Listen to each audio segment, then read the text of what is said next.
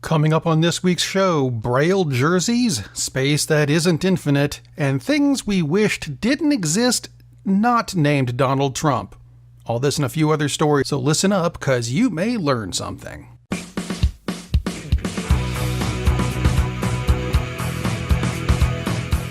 Welcome to the FWOT Show on the Coil Entertainment Network. I'm Rob Steele, that's Jesus Jones in the background, and this week we've got to start with something a little weird.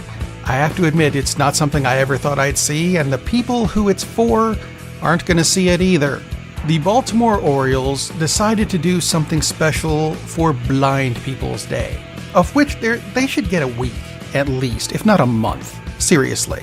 But that's okay. It's the Baltimore Orioles, and no one's really paying much attention to them anyway. No, they're not going to set the record for most losses in a season, but they're getting there.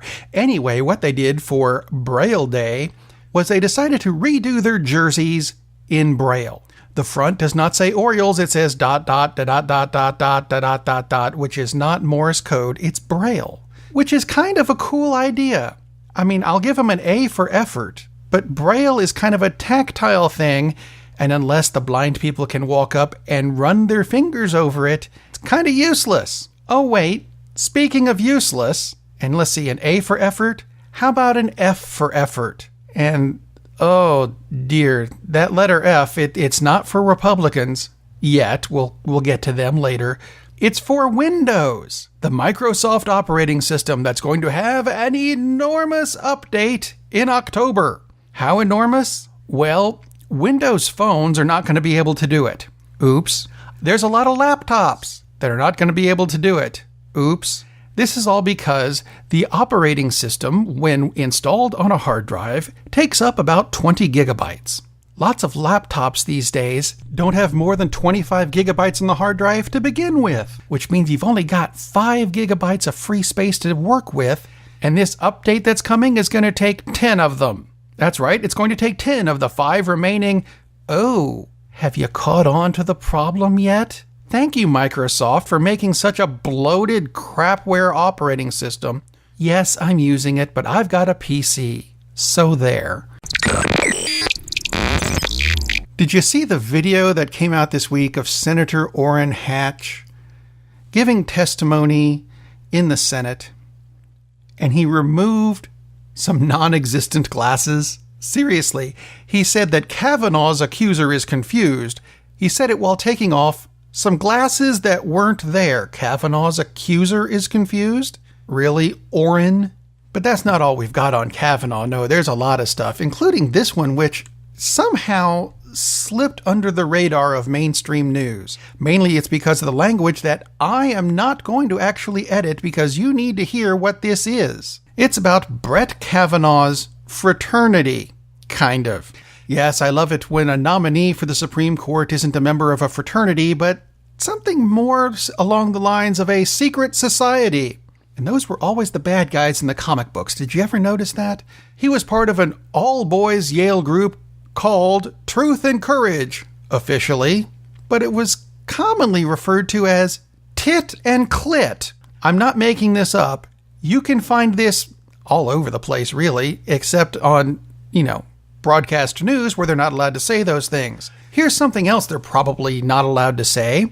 It would be what the Tit and Clit Club, who had a reputation for mistreating women. Yeah, you're not going to be able to hear what they were yelling in this video outside the Yale's Women's Center in 2010. They were chanting, "No means yes, and yes means anal." Really? Do we want him as a judge on the Supreme Court? I don't want him as a judge on America's Got Talent. Seriously. I can't lighten this story up any, so I'll move on to something that's almost related and yet not. Thankfully, it comes from the unfortunately named Uranus, Missouri. Yes, I'm calling it Uranus because I'll be pronouncing it differently later in the story. They're getting a new newspaper, which I think, frankly, is a good thing. We don't have enough newspapers anymore. They used to be everywhere. Now they're gone, which is, it's sad. It's tragic. but not quite as tragic as the name of the paper in Uranus, Missouri.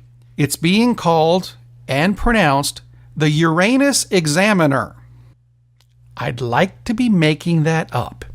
And yet, if you think that's as horrible as I do, contact me through the website, thefwotshow.com. There's buttons for Facebook. There's buttons for Twitter. There's buttons for the FWOT shop, where you can go pick up a coffee mug or a t-shirt or a hat.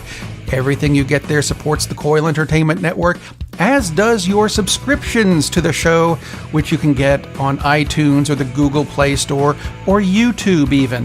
The full video version is coming soon. Right now it's kind of a partial video version. It's just pretty. So check that out. And in the meantime, I'm going to end with one of the weirder stories I heard this week. One of the creators of The Muppet Show. No, not Jim Henson. He was the main guy, and Frank Oz had nothing to do with this either. A lot of stuff has come out about whether Bert and Ernie are gay. And I'm gonna let you know what you should think about this. Normally I don't say, here's what your opinion should be, but I am going to do it in this case. Who cares? They're Muppets. Literally.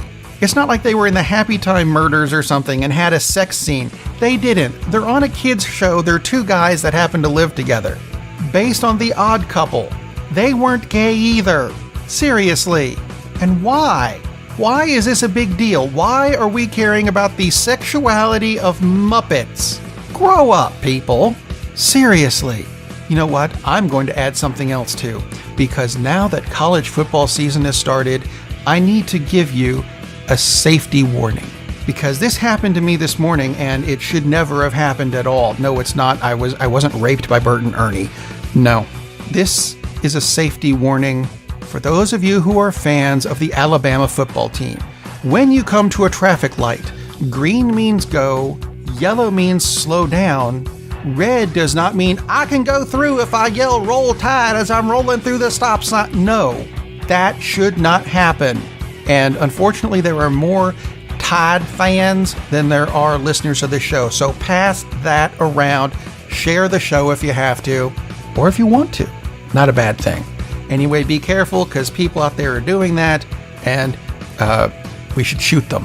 Guns are legal. Go for it. Have a nice week, everybody, and be safe.